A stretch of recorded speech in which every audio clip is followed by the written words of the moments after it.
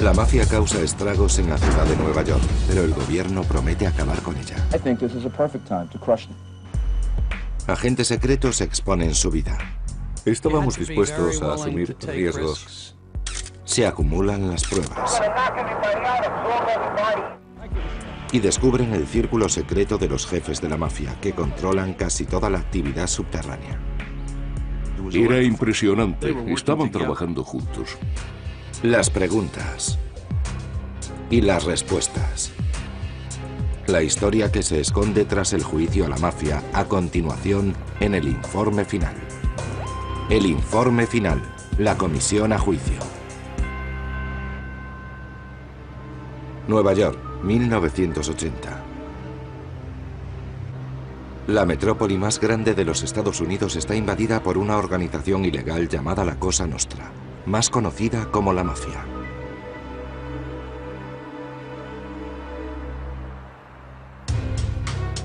La organización tiene ramificaciones por todo el territorio, pero son 5 las familias criminales que controlan la ciudad.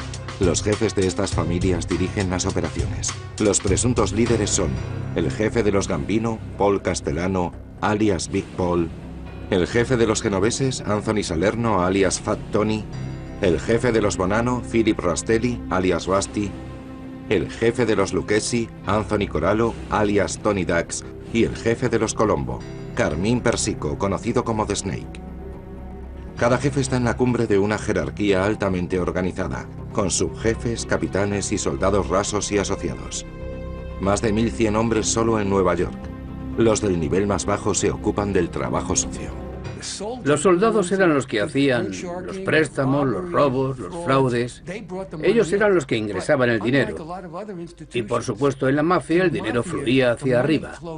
Todos tenían que aportar hacia arriba. Parte del dinero procede de la extorsión a empresas de distintos sectores, como el transporte de mercancías, el textil, la recogida de basuras y la construcción. Las familias mafiosas siempre han intentado actuar de la misma forma. Entran en cualquier negocio legal que pueden con el fin de obtener ingresos legales. Y también consiguen dinero extorsionando a otros negocios. Las operaciones de la mafia propagan el miedo por Nueva York. El asesinato, los incendios provocados y los coches bomba son algunos de los métodos que utiliza la mafia para persuadir a quienes no quieren someterse a sus normas. Si les desafías, no sabes lo que te puede ocurrir. No tienen ningún escrúpulo para matar. El juego, la extorsión y los préstamos son las actividades que las fuerzas de seguridad del Estado tienen como objetivo, pero resulta difícil detener a los mafiosos. Las investigaciones del crimen organizado son las más difíciles, porque tratas con criminales experimentados que de algún modo son conscientes de que se les vigila. No hablan por teléfono y no firman con su nombre para no dejar rastros. A pesar de todos sus esfuerzos, los agentes solo detienen ocasionalmente a algún jefe, y sus abogados defensores consiguen negociar cortas temporadas en la cárcel. Después los mafiosos vuelven a las calles y el conjunto de la organización permanece fuerte. 1981. Oficina del FBI en Nueva York. El agente especial James Kostler se hace cargo como supervisor de coordinación de la Brigada del Crimen Organizado del FBI. Está decidido a revisar la forma en que el FBI lucha contra la mafia. Por suerte, era un momento en que el crimen organizado era muy importante para el gobierno. Ronald Reagan llegó a la presidencia y lo convirtió en una de sus prioridades. A 30 kilómetros de allí, en White Plains, Nueva York, Ronald Goldstock entra como nuevo director del Destacamento Especial contra el Crimen Organizado, OCTF. Durante 10 años el destacamento ha seguido su propia investigación de la mafia, pero sin grandes resultados. Prácticamente era una organización muerta. Y pensamos en tratar el problema del crimen organizado, no deteniendo y llevando a la cárcel a personas individuales, sino eliminando bandas enteras.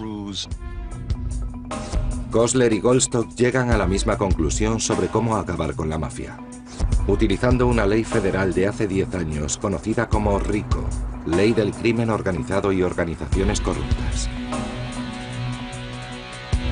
La ley permite a las fuerzas de seguridad perseguir a grupos de criminales. La clave está en demostrar la relación de una empresa con una actividad ilegal.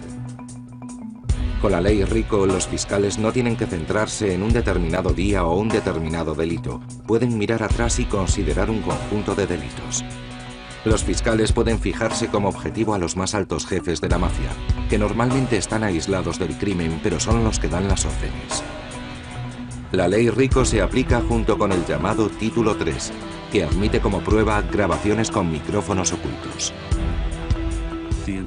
La idea del Congreso era hacer que la ley RICO pudiese basarse en un historial de crímenes y ayudarse para ello del Título 3, utilizando ambas herramientas combinadas. Era algo que no habíamos aplicado en otras ocasiones. Si RICO es el método ideal, ¿por qué los agentes han tardado 10 años en utilizarlo? Pocas autoridades entienden la ley en su totalidad, y nadie quiere ser el primero en usarla. El hombre que redactó la ley, Robert Blakey, declara en el informe final que el Departamento de Justicia desaconsejó su uso por miedo a que se perdiera algún caso. Lo que no iban a hacer era tratar alguno de los casos importantes como experimentos para una ley nueva. Querían tener un precedente y nadie quería ser el primero. Pero alguien está dispuesto. En el FBI, James Kostler trabaja en la reorganización de la estrategia antimafia. Normalmente nos fijábamos en los delitos que cometía un grupo de gente y los procesábamos por cometerlos. Nunca mirábamos al grupo como un todo. Kostler crea 5 brigadas contra el crimen organizado, una para cada familia mafiosa. Su objetivo, los jefes. Atrapando al jefe, espera desmantelar la infraestructura de cada familia. Teníamos un plan e íbamos a seguirlo. Íbamos por los jerarcas de las familias. Entre tanto, en el destacamento especial, Ronald Goldstock empieza su propia investigación centrándose en las industrias y en los sindicatos. Sabe que la mafia controla a cargos sindicales corruptos que ocultan fondos de los empleados y amenazan con huelgas de trabajadores a cambio de algún soborno. RICO no era solo una teoría de enjuiciamiento, sino también de investigación. Pensamos no tanto en las familias mafiosas como en las industrias y en cómo impedir que la mafia continuase actuando. Las agencias empiezan sus investigaciones con el objetivo de acabar con cada familia y su jefe. Abril 1982. El New York Times publica unos artículos detallando la influencia de la mafia en la construcción, que mueve $1.000 millones al año. Debido al control total de la mafia sobre los suministros de cemento, los costes son un 70% más altos en Nueva York que en otras ciudades.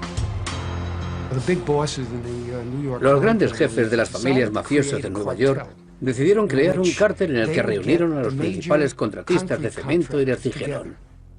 Nosotros vamos a repartir todos los contratos.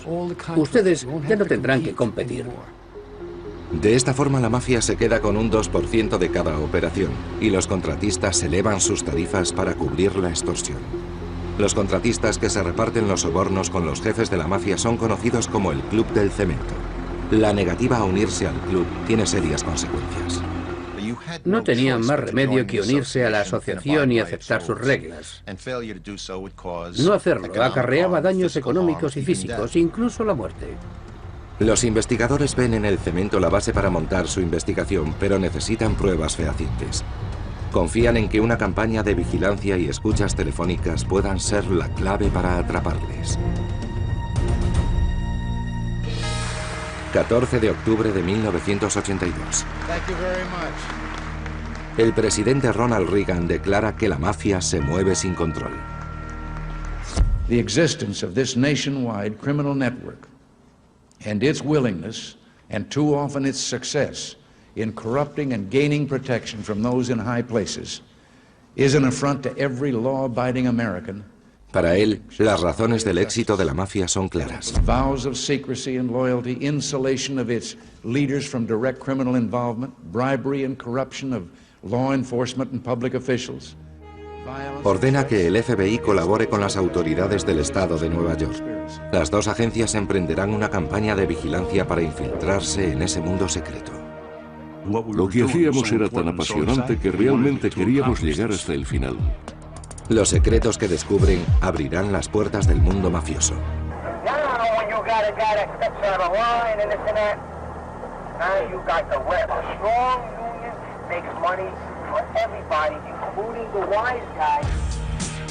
Más preguntas y respuestas a continuación, en el informe final. 1982, ciudad de Nueva York. La mayoría de los 7 millones de habitantes pagan tributo indirectamente a las 5 familias que dirigen la mafia. La industria textil, los muelles, el mercado de pescado de Fulton, la recogida de basuras, la construcción. No había sector de ninguna gran empresa o de las industrias básicas de Nueva York en el que la mafia no tuviera alguna participación.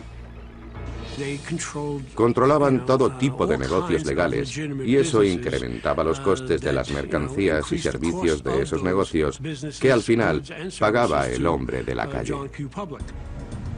El FBI y los agentes del destacamento especial quieren acabar con el dominio de la mafia. Esperan conseguir pruebas mediante la instalación de micrófonos ocultos. Pero penetrar en el submundo mafioso fuertemente asegurado es peligroso. Uno de los grandes recursos que tenía y todavía tiene la mafia es que te mata, te rompe las piernas, persiguen a los miembros de tu familia. Los agentes empiezan investigando en los bares habituales de la mafia. Diciembre de 1982. Brooklyn, Nueva York. El FBI pone bajo vigilancia el restaurante Casa Storta, supuesto lugar de encuentro de la familia Colombo. Su jefe, Carmine Persico, está encarcelado, pero los agentes sospechan que sigue controlando el mundo de la extorsión. Carmine Persico trataba de mantener contactos con su familia y sus subordinados. Así la dirigía como le parecía más conveniente. Joe Cantamessa supervisa la brigada de operaciones técnicas del FBI. Su objetivo es conocer el interior del restaurante antes de instalar los micrófonos. Un poco antes tuvimos ocasión de ejercer una pequeña vigilancia sobre las personas y el lugar. Vigila la zona buscando la manera de infiltrarse en el restaurante de la familia Colombo. ¿Hay alguna ventana que yo pueda dejar abierta?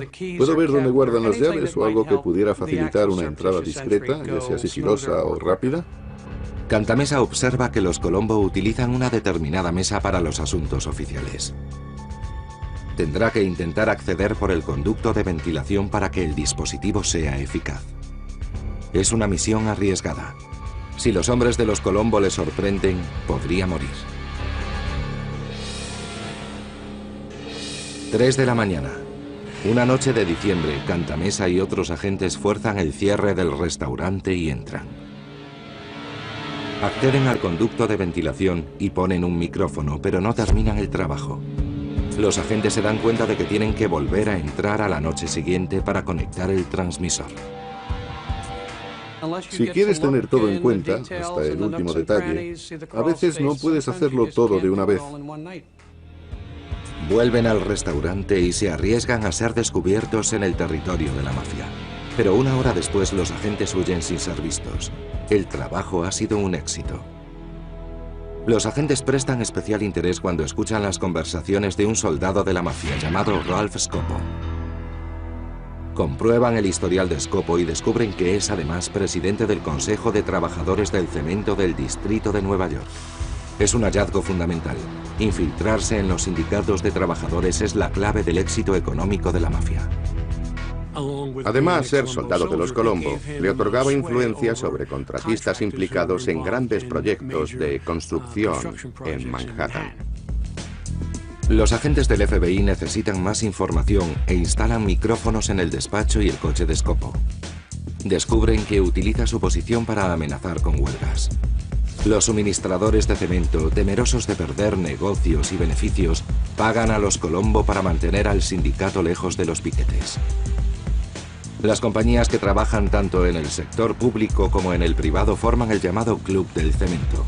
Los investigadores creen que desenmascarando el soborno y la extorsión, acabarán con toda la familia, incluyendo al jefe, Carmine Persico. Scopo era el tipo que se aseguraba de que cada familia mafiosa recibiera su parte. Hay una conversación en la que un soldado de Colombo habla con él sobre un proyecto de construcción en el que intenta implicarse y Scopo le dice: no hay que esperar ni un minuto, son $10 millones, la comisión tiene que recibir una parte.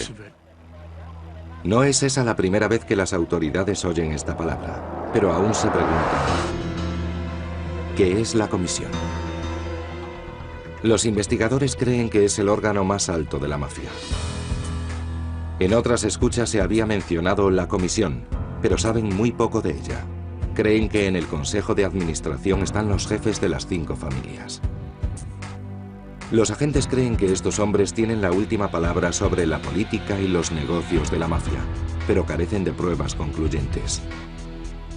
Posteriores conversaciones confirman que Scopo recoge el importe de los sobornos para las 5 familias. Los jefes, codiciosos como eran, se unieron en una estructura en la que todos ellos participaban por igual. Estas conversaciones son lo que los investigadores esperaban, una prueba sólida de que existe una gran empresa criminal que incluye a todas las familias de Nueva York. Si las autoridades consiguen relacionar a todas las familias, tal vez podrían acabar con ellas de una vez con la ley RICO. Un mafioso les ayudará a reconstruir el caso.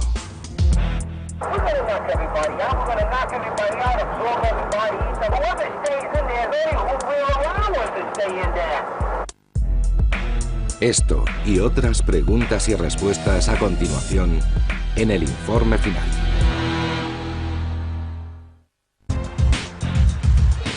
Marzo de 1983, ciudad de Nueva York. Las autoridades federales y del estado han lanzado una campaña de micrófonos ocultos contra la mafia de Nueva York. Mientras los investigadores repasan las conversaciones de la familia Colombo, el destacamento especial investiga a Lucchesi Corallo, alias Tony Dax. Los investigadores sospechan que Corallo controla la recogida de basuras de Long Island y dirige su negocio desde el asiento trasero de su Jaguar negro. Nos dimos cuenta de que, colocando un micrófono en el coche, no solo entenderíamos mejor sus manejos, sino que tendríamos pruebas para conseguir lo que queríamos. El destacamento especial sabe que será un trabajo difícil. Las interferencias y el limitado ancho de banda de transmisión hicieron inútiles otras instalaciones en coches. Tony Angiulo, que todavía trabaja para el destacamento especial, está dispuesto a hacer que esta escucha funcione. Fuimos a un concesionario que vendía el mismo coche para averiguar cómo podíamos hacer la instalación. Angiulo y otros agentes practican instalando micrófonos en una copia del Jaguar que usa Corallo. Una vez dentro del coche, calculan que necesitan 5 minutos para acabar el trabajo.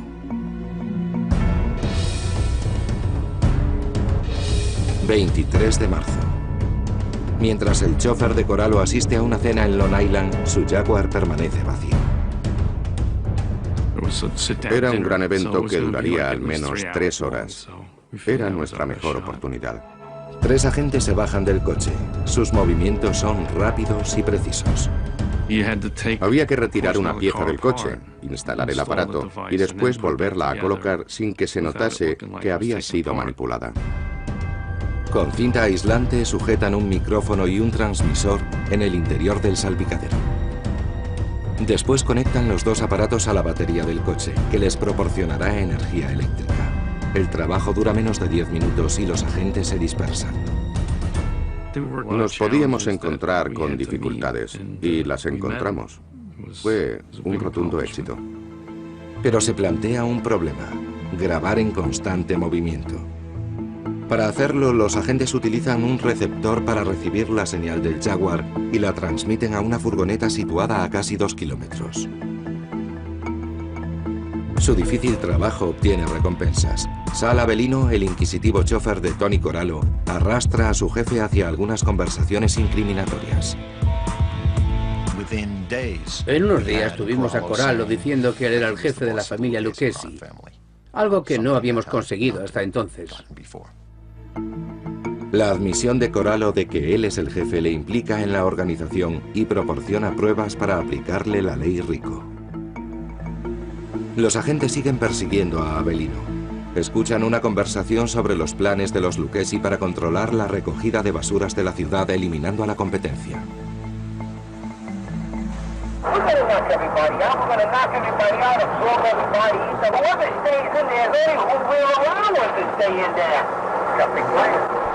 El destacamento especial del Estado revisa horas de grabaciones. Era interesante porque cada día contaban más sobre lo que iban a hacer y nosotros averiguábamos todo tipo de detalles sobre cuáles eran sus planes. Pero resulta muy difícil seguir constantemente a alguien sin que se dé cuenta. Había que estar a una distancia razonable del vehículo para poder oír bien. El problema era que Corallo y Avelino eran muy cautos. El propio Corallo ajustaba el retrovisor para poder ver quién venía por detrás. Sabían muy bien que les vigilaban. Los agentes guardan las distancias y escuchan a Sal Avelino hablando de un creciente resentimiento contra el sospechoso jefe de los Gambino, Paul Castellano. Creen que Castellano se ha vuelto muy codicioso y se está quedando con más de lo que le corresponde.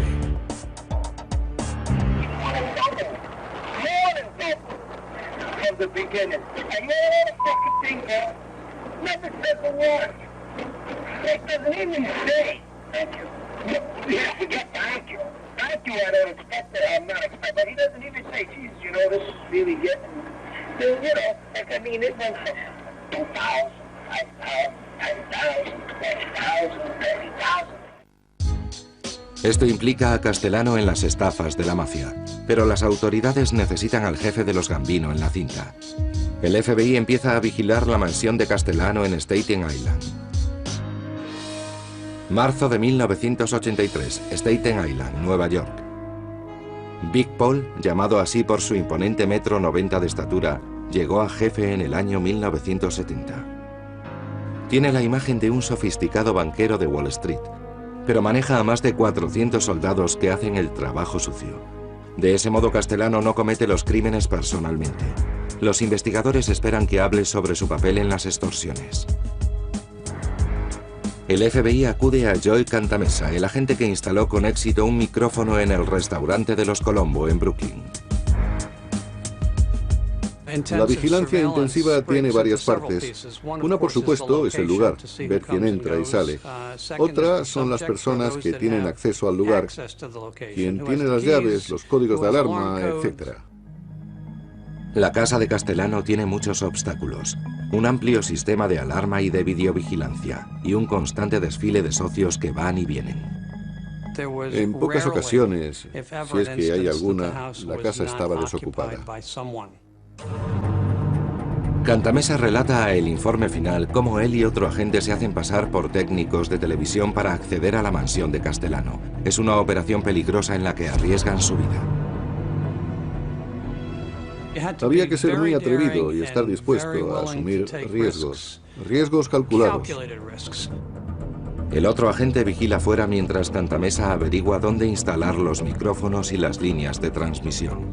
Los agentes oirán las conversaciones desde un apartamento cercano.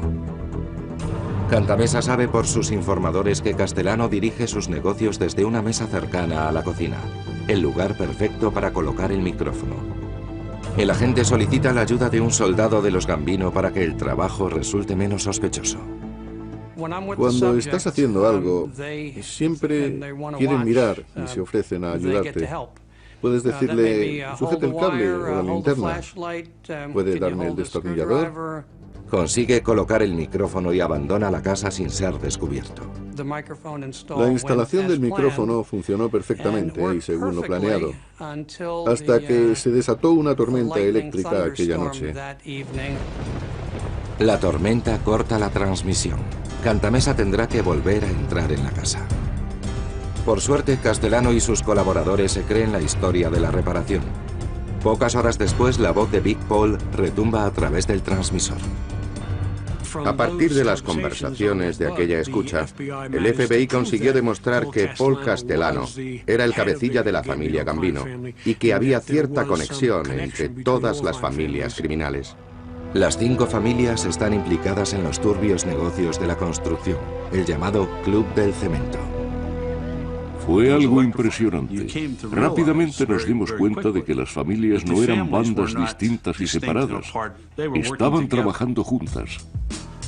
Ahora que los investigadores saben que la mafia opera como una organización dirigida por una comisión de jefes, pueden utilizar la ley RICO para procesar a todas las familias a la vez. Realmente la importancia de la investigación no había estado clara hasta que se completó el trabajo. También descubren que existen desavenencias en la familia Gambino.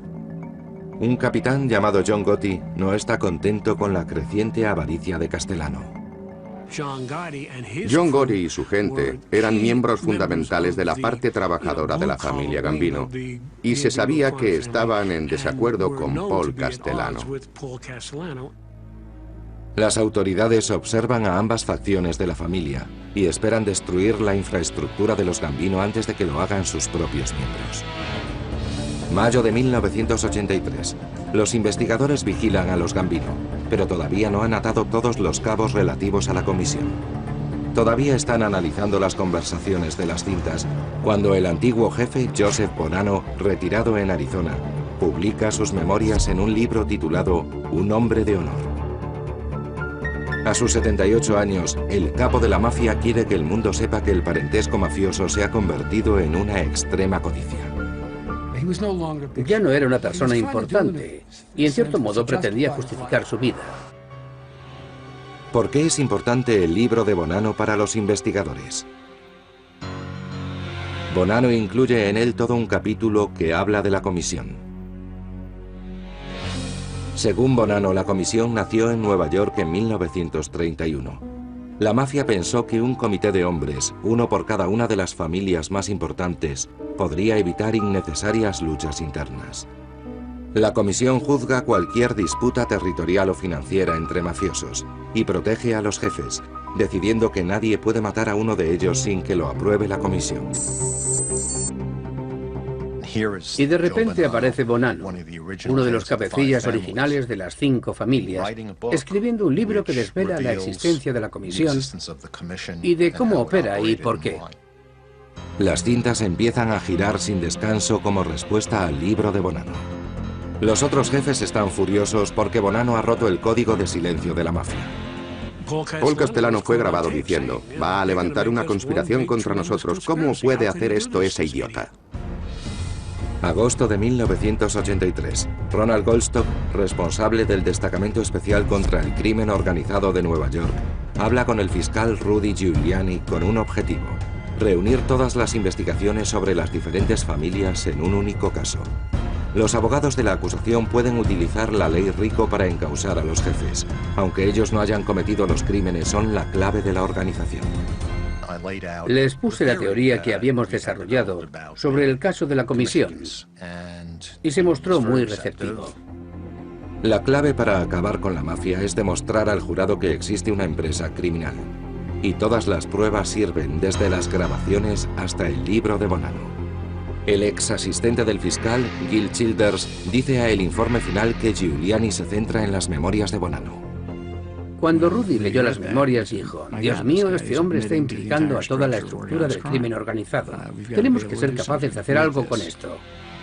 Pero reciben un fuerte revés cuando uno de los demandados tiene un violento final en las calles de Nueva York. Aquella noche me di cuenta de que iba en serio.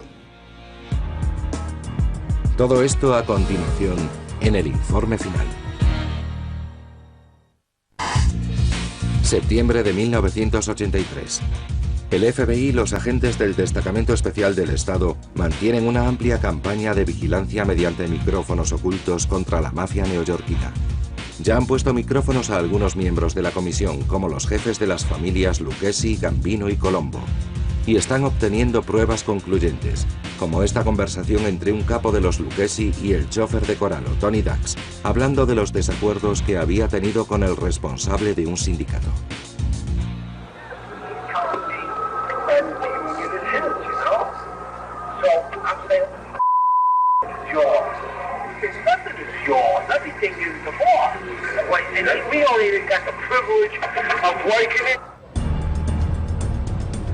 El trabajo de los investigadores aún no está terminado. Tienen cintas de jefes y subjefes que demuestran que dirigen redes de sobornos, pero necesitan cazar a otro miembro sospechoso de la comisión, el jefe de los Genovese, Anthony Salerno. A pesar de su aspecto discreto, Salerno es uno de los mafiosos más ricos. Con base en Harlem, controla un negocio de préstamos ilegales de $10 millones anuales. Este de Harlem, Nueva York, diciembre de 1983. El agente del FBI, Joey Cantamessa, estudia el Palma Boys Social Club, el lugar favorito de Salerno. Confía en poder grabar reuniones de Salerno con sus principales secuaces. Sin esas cintas, la fiscalía tendrá muchas dificultades para implicar a los Genovese en la operación. El agente detecta enseguida un inconveniente. Un enorme cierre metálico que cubre la entrada y que garantiza que puede hacer mucho ruido. Por las actividades de vigilancia, sabíamos que cuando lo abrían, este cierre en concreto tenía una de las aperturas más ruidosas que el equipo de vigilancia había oído nunca. Para resolver el problema, Cantamessa colocó un camión de la basura enfrente de la puerta. Cuando nos pusimos a levantar el cierre, no podíamos oír ni nuestros pensamientos. Los agentes entran en el sótano que hay debajo de la mesa de reuniones y hacen un agujero para pasar el cable del transmisor. Cantamessa tiene que gatear entre ratas para colocar el dispositivo. No es nada agradable tirar un cable poniendo las manos en sitios que casi no puedes ver. Poco antes del amanecer, Cantamessa termina el trabajo. Más tarde ese mismo día, la voz profunda de Salerno pasa a través del cable. Tenían a Fat Tony Salerno hablando de la comisión en las cintas grabadas con el micrófono del Palma Boys Social Club. Los agentes tienen grabaciones de todas las familias mafiosas de Nueva York, pero siguen intentando probar que los miembros de la comisión se reúnen para discutir sus negocios ilegales. 15 de mayo de 1984. Los agentes del FBI actúan basándose en una filtración que podría ser la clave del caso. Una reunión de la comisión en una casa de Staten Island. Las reuniones de la comisión se hacen con gran seguridad y en los lugares más insospechados y que nunca han podido ser espiados. Cada uno de los jefes es conducido por uno de los soldados de su familia hasta un lugar determinado y seguro. Principalmente un lugar que no infunda sospechas al FBI y a las fuerzas de la ley. Los agentes vigilan la casa desde una furgoneta a algunos bloques de distancia, esperando conseguir fotos de todos los jefes juntos. Uno tras otro, los jefes salen de la casa y son captados por las cámaras del FBI. Las cámaras captan a Paul Castellano, Fat Tony, Salerno, Tony Dax, Corallo y varios mafiosos más. Tenemos fotografías de todos los jefes y de todos sus secuaces, o de alguien que es su ayudante. Hay fotos de todo el que entró en la casa. El caso contra los jefes es tan extenso, con cintas que hablan de extorsiones y fotos de todos los jefes juntos, que los mismos mafiosos sospechan que algo está pasando, incluido el chofer de Corallo.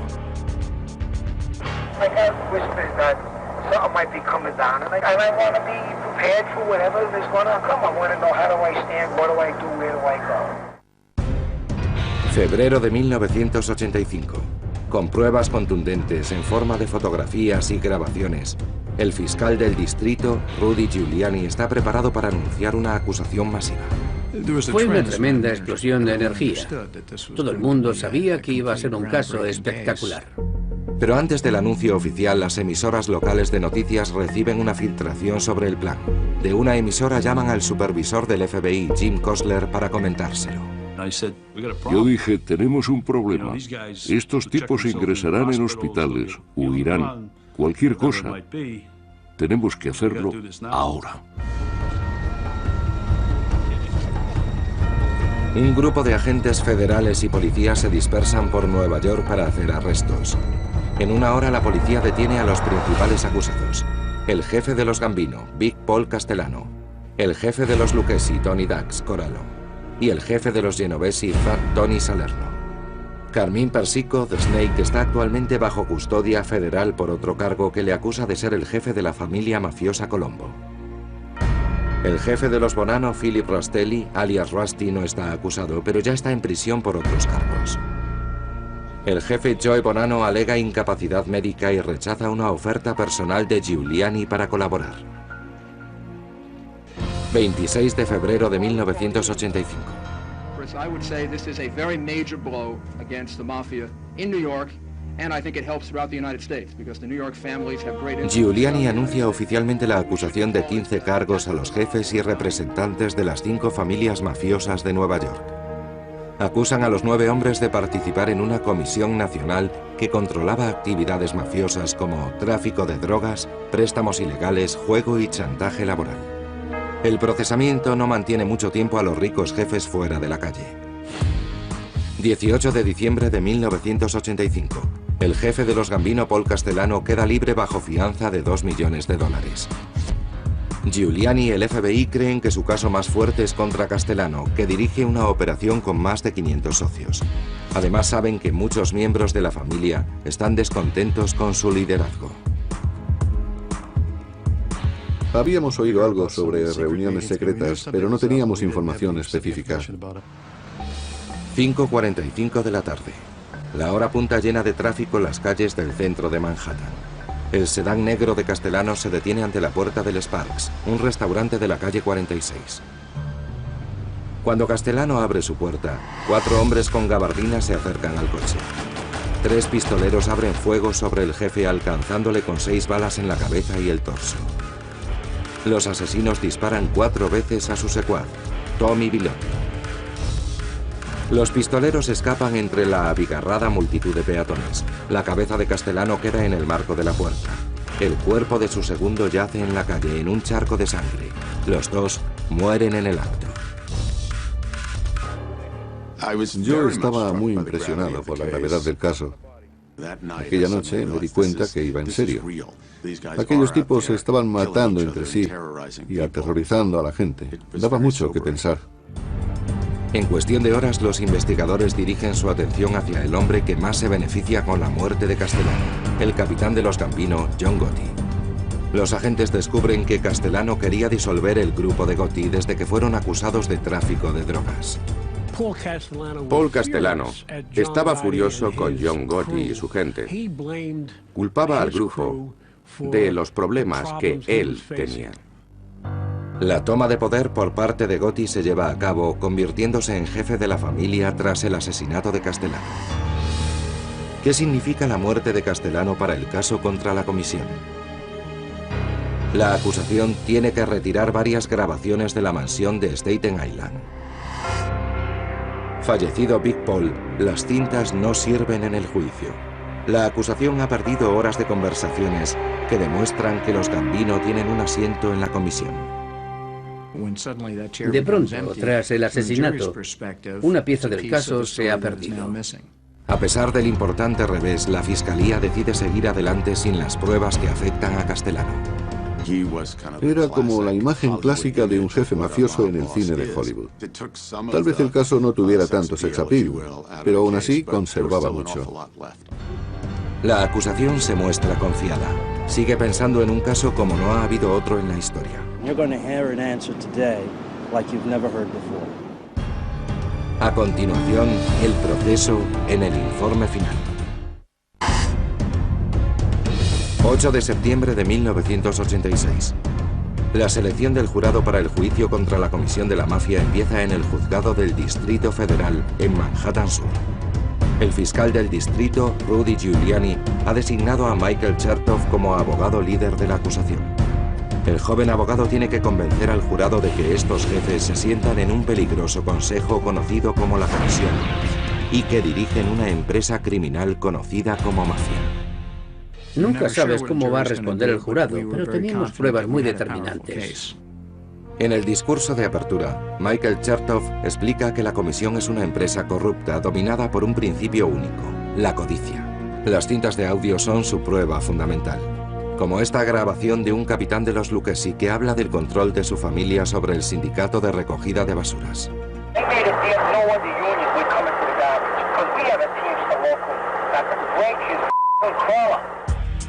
El acusado clave es el soldado de los Colombo Ralph Scopo, acusado de aceptar dinero de las compañías cementeras. Scopo lo contó todo en las cintas. Tenían a Ralph Scopo diciendo que la comisión controlaba proyectos de construcción en la ciudad de Nueva York. En realidad, no necesitaban el testimonio de los testigos. Las grabaciones de la amplia investigación, que ha durado 4 años, implican a varios de los acusados. Se les puede oír hablando de la comisión y de sus delitos. La prueba más convincente eran las cintas que contenían sus voces reales. No era un tercero, no era un exconvicto testificando para que le redujesen la condena. Eran ellos. En total, la acusación presenta 85 testigos y más de 150 cintas de audio. 18 de septiembre de 1986. El abogado de la defensa, Samuel Dawson, que representa al subjefe de los Lucchesi, dice al jurado algo que nunca se había confesado antes en un juicio público. La mafia y la comisión existen. Fue muy sorprendente. Ningún abogado defensor había admitido nunca, hasta entonces, que hubiese realmente algo como la Cosa Nostra. ¿Por qué admite la defensa que existe la mafia? Porque es imposible refutar los cientos de horas de conversaciones grabadas. Pero alegan que ser miembro de la mafia no implica ser un criminal. My client was riding around in that car, and there wasn't one word that came out of his mouth that indicated any activity on his part of a criminal nature. La defensa describe la comisión como un círculo de negocios marginal. No autoriza asesinatos, sino que resuelve disputas para evitar conflictos. Los abogados de la defensa estaban empeñados en encontrar una estrategia para tratar de exculpar a los acusados. 19 de noviembre de 1986. Tras 5 días de deliberaciones, el jurado entrega su veredicto. Fat Tony Salerno, Tony Dax Corallo, Carmine Persico de Snake y 5 de sus socios, culpables de todos los cargos. Era una victoria absoluta y una auténtica reivindicación de todos los esfuerzos realizados para perseguir y combatir la Cosa Nostra. La sentencia es 100 años sin libertad condicional, la condena máxima impuesta con la ley Rico. They reached a verdict that is just and that sends the message from the community to these people that they cannot be above the law and that they will be brought to justice and they will be convicted. Corallo, Persico y Salerno van a la cárcel de por vida. Fue un acontecimiento increíble que captó la atención de la sociedad y demostró que hay una forma de eliminar a esa gente de las calles y para siempre. En el informe final, el caso de la comisión establece un precedente para que las fuerzas del orden utilicen la ley Rico y se convierta en el método prioritario para combatir el crimen organizado, como bandas urbanas. Aunque la ley Rico afecta a las 5 familias de Nueva York, no detiene su actividad. El FBI averigua que una nueva generación de jefes sustituye a los líderes encarcelados. En 1988, los investigadores descubren un error grave en la investigación de la comisión. Algunos informadores revelan que el principal acusado, Anthony Salerno, no es el jefe de la familia genovese. Ha sido erróneamente identificado. El verdadero jefe, Vincent Gigante alias Chin, había estado dirigiendo las operaciones desde la cárcel.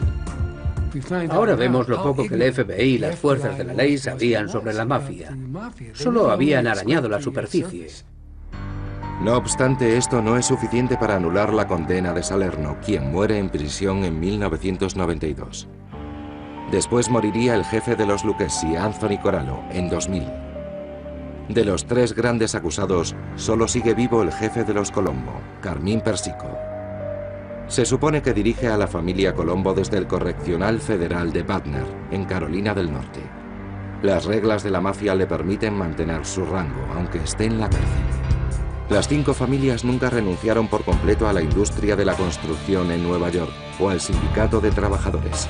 El 11 de septiembre de 2001, el ataque al World Trade Center se convierte en un pozo de dinero para la mafia. que está relacionada con empresas que recaudan 63 millones de dólares por la limpieza de escombros. Aunque la mafia sigue operando en las principales ciudades de Estados Unidos, el FBI dice que solo en Nueva York y Chicago mantiene algo de su esquema original. Ahora hay nuevos jefes, y las condenas por la ley RICO no han conseguido destruir la comisión. Parece ser que todavía existe, pero no es probable que consiga el mismo control de antaño. Ciertamente la nube que formaba la comisión se ha disipado. Muchas de las familias mafiosas están desorganizadas. Los jefes han sido condenados una y otra vez. Creo que esto significa que aún no es de noche, sino el anochecer. En la organización criminal todavía no se ha puesto el sol, pero se está poniendo.